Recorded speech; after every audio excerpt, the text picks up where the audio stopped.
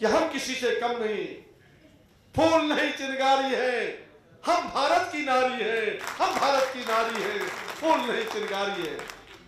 भाई और बहनों, नारी शक्ति का सशक्तिकरण जहां नगर निगम से लेकर ग्राम पंचायत तक महिलाओं का प्रतिनिधित्व 50% हमने दिया। आज 54% महिलाएं पंचायत और नगर पालिका के अंदर वो प्रतिनिधित्व कर रही है। आप पुरुषों का प्रतिनिधित्व 46% है, महिलाओं का प्रतिनिधित्व आज 54% से भी ज्यादा बढ़ गया है। यह है बिहार, बनता हुआ बिहार, बढ़ता हुआ बिहार।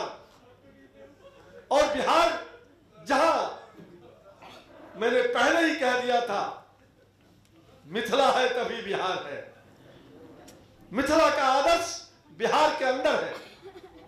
बिहार की कोई संस्कृति नहीं, बिहार तो चलता रहना, चले वेती उसका नाम बिहार है। चले वेती, चलता रहना। गौतम बुद्ध का बिहार, महावीर का बिहार, विद्यापति का बिहार, भारती मंडन का बिहार, आर्यभट्ट का बिहार। ये बिहार डॉक्टर राजेंद्र प्रसाद का बिहार, लोकनायक जयप्रकाश नारायण का बिहार, महात्मा गांधी का कर्मभूमि बिहार, बिहार चाणक्य और चंद्रगुप्त का बिहार। बिहार किसी से कम नहीं। मुझे कष्ट उस समय होता है, मैं आसाम कई बार आता रहा हूं, माफ करिएगा, हमारे पत्रकार मित्र यहां होंगे। मैं उस जमाने में भी आसाम, जब मैं विधायक नहीं था, आज से 20 साल पहले भी, जहां मार काट हुआ करता था, मैं उस समय भी तिनसुखिया जाकर के और तमाम प्रतिनिधि बिहार से आकर के वहां भी जाने का काम किए थे। आज बिहार को जिस प्रकार का मान और सम्मान देश और दुनिया में मिल रहा है, उसमें मिथिलांचल का बहुत बड़ा योगदान, बहुत बड़ा योगदान। और मैं ये कह सकता हूं कि आज हम अपने मान और सम्मान को जिस प्रकार से देश के सामने, दुनिया के सामने प्रस्तुत किया है हम लोगों ने, एक नया बिहार का जो सपना पिछले 20 वर्षों में, 15-20 वर्षों में जो बिहारीपन का भाव समाप्त हो गया था, आज बिहारी कहलाना अपमान का विषय नहीं, बिहारी कहलाना स्वाभिमान का विषय है। भाई और बहनों, मुझे गौरव है कि आज बिहार के सरकार में मैं आपकी सेवा कर रहा हूं, सेवक के नाते। हम लोग पहले जमाने के मंत्री नहीं, मंत्री कोई भी हो सकता है, लेकिन ये पहली सरकार बिहार की है, एनडीए की, जहां मंत्री पद का भाव शायद बिरले किसी मंत्री में होगा या मुख्यमंत्री में होगा। हम तो सेवक की भूमिका में हैं। गोस्वामी तुलसीदास जी ने कहा था, जो रामायण में मैं हर उस चौपाई को रोज जपता हूं, जास राज प्रभु प्रजा दुखारी, सो नृप होई नरक अधिकारी। जिस राज में प्रजा दुखी हो, उस राज में राज करना नरक का अधिकारी होता है। और मैं उसी चौपाई को याद करके गोस्वामी तुलसीदास जी को नमन करता हूं। प्रजातंत्र में प्रजा ही मालिक है। हम तो ठीक उसी प्रकार, जिस प्रकार 14 साल तक भगवान राम वनवास में थे और भगवान राम के चरण पादुका को सिंहासन पर भरत ने रख करके राज किया था, हम तो बिहार की जनता का सिंहासन पर आपके चरण पादुका को रख करके सेवक की भूमिका से काम कर रहे हैं। आपका बहुत बड़ा प्यार, बहुत स्नेह और आपका जो कह सकते हैं जिस प्रकार का आपने बिहार के स्वाभिमान को बढ़ाया है, आपने बहुत महान काम किया है। और इसलिए मैं बराबर कहता हूं कि मिथिलांचल, बिहार और मिथिलांचल एक पर्यायवाची है, इसको भूलना नहीं चाहिए। ठीक है, हमारे यहाँ मगही है, अंगिका है, मैं अंग प्रदेश से आता हूं, दानवीर कर्ण की धरती अंग, साथी की कहा बैजू बाबू ने। अगर उस समय बंगाल में था, उड़ीसा, बंगाल और बिहार एक था, बाद में जब राज्य का विभाजन हुआ तो राज्य के विभाजन के बाद एक जिला था जिसमें बिहार में वो महत्वपूर्ण जिला के रूप में भागलपुर था, जहां से दार्जिलिंग तक और गुवाहाटी के बॉर्डर तक भागलपुर जिला कहलाता था। वो अंगराज कहते हैं, अंग देश, वो अंगराज दानवीर कर्ण की धरती, जहां अंगिका है, जहां बज्जिका है, जहां मगही है, अनेकों भाषाएं हमारे यहां बोली जाती है, अनेकों भोजपुरी, ये सारे भाषी लोग यहां रहते हैं। किंतु मैं ये दावे के साथ कह सकता हूं, अगर केंद्र सरकार में भारत के तत्कालीन प्रधानमंत्री श्री अटल बिहारी वाजपेयी जी ने बिहार में इतनी भाषाएं, क्या कारण है कि मैथिली को ही अष्टम सूची में दर्ज करने का उन्होंने घोषणा किया। ये नहीं कि कोई भाषा कम है, लेकिन मैथिली जो सचमुच भारत की संस्कृति को जागृत करने का काम अगर किसी भाषा ने किया है तो वो नाम मैथिली का आता है। और जिस संस्कृति से भारत के संस्कार के निर्माण में, अगर संस्कृति है तभी संस्कार को हम जगा सकते हैं। संस्कृति संस्कार संरक्षण के लिए जहां शास्त्रार्थ की भूमि, जहां जगत गुरु शंकराचार्य भी ललायित होते थे, वो भूमि मिथिला का है, वही मिथिलांचल है। इसलिए मिथिला महान है। भाइयों और बहनों, आज मैं बड़ा गौरवान्वित हो रहा हूं, फूले नहीं समा रहा हूं। मैं पहली बार देख रहा हूं कि बैजू जी ने गुवाहाटी में इस प्रकार का एक अद्भुत कार्यक्रम आप सबके सहयोग से किया है। यहाँ प्रेम जी कहा, प्रेमनाथ चौधरी जी स्वागताध्यक्ष है इस कार्यक्रम के। रात दिन ये कली गांव से हमारे जगनिवास जी कली गांव से आए रेडियो प्रसारण के लिए। मणिकांत जी यहाँ बैठ करके और तमाम मिथिलांचल और पूरे बिहार और देशवासियों को यहाँ का संवाद दे रहे हैं। ये मामूली बात नहीं है। भले आप सैकड़ों में हैं, लेकिन आपके मन के अंदर जो ये विश्वास है, बैजू बाबू, मैं भगवान से प्रार्थना करता हूं आपको वो शक्ति, आप सबको ये शक्ति प्रदान करे।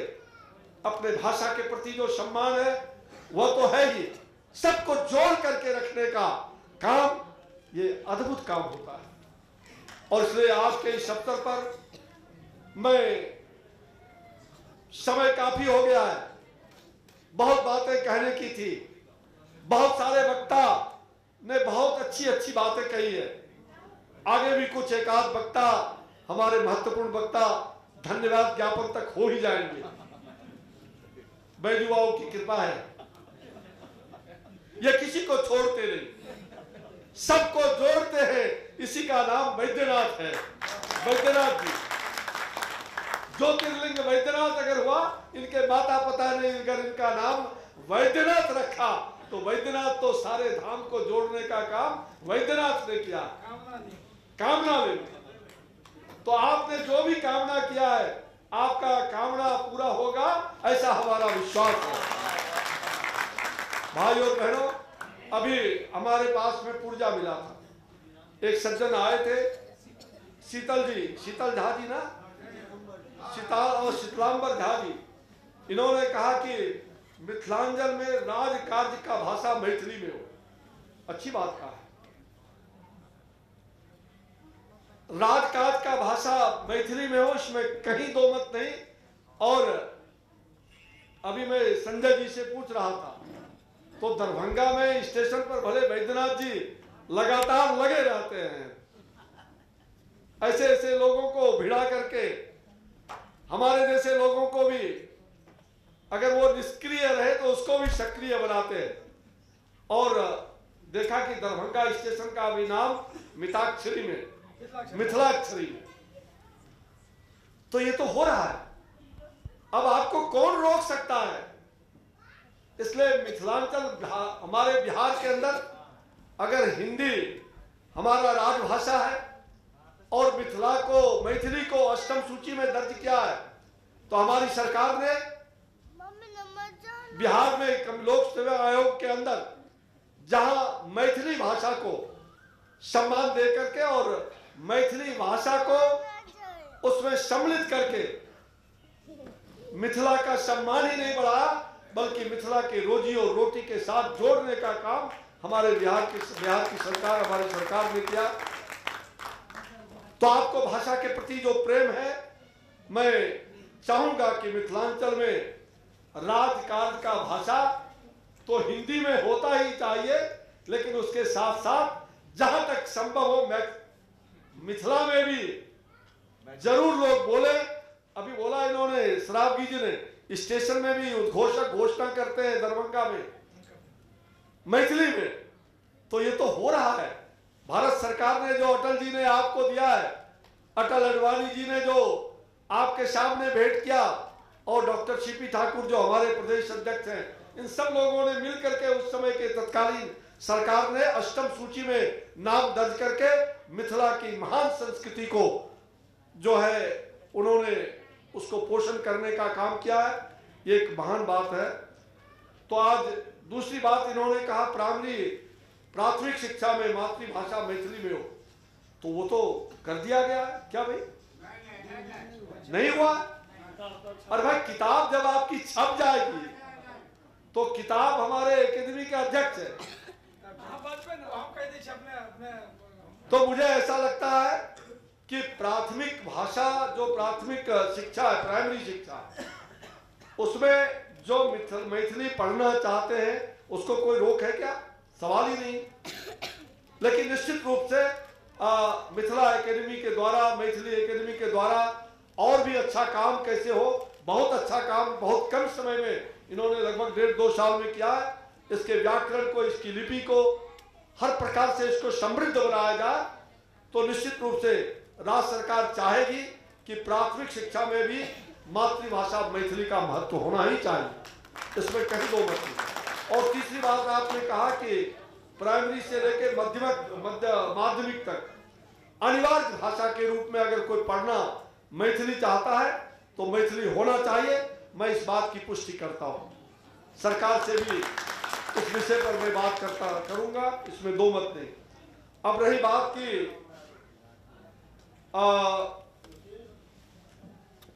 जो बिहार सरकार ने अभी 2 बात किया था पिछले सरकार में, आपको मालूम होगा कि हमने रामायण सर्किट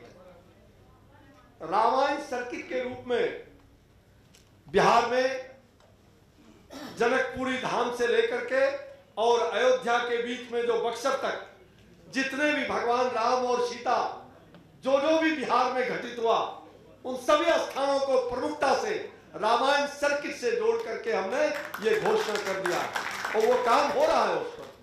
तो ये पहली बात है, रामायण सर्किट का जोड़ना। रामायण सर्किट के रूप में वैदेही नवमी की छुट्टी, जानकी नवमी की छुट्टी, ये तो आप देख रहे हैं कि बिहार सरकार आपके दिशा निर्देश पर बहुत सारे कामों को आगे बढ़ा रहे हैं। और दरभंगा में अभी हाल में ही मैथिली महोत्सव, मिथिला महोत्सव, ये मैथिली नहीं मिथिला महोत्सव, ये जो मिथिला का आन शान और बान उसको कायम करने के लिए राज्य सरकार ने मिथिला महोत्सव का भी शुभारंभ किया। तो भाइयों और बहनों, आप ने आज यहाँ कार्यक्रम किया है, ये बड़ा ही गौरव की बात है।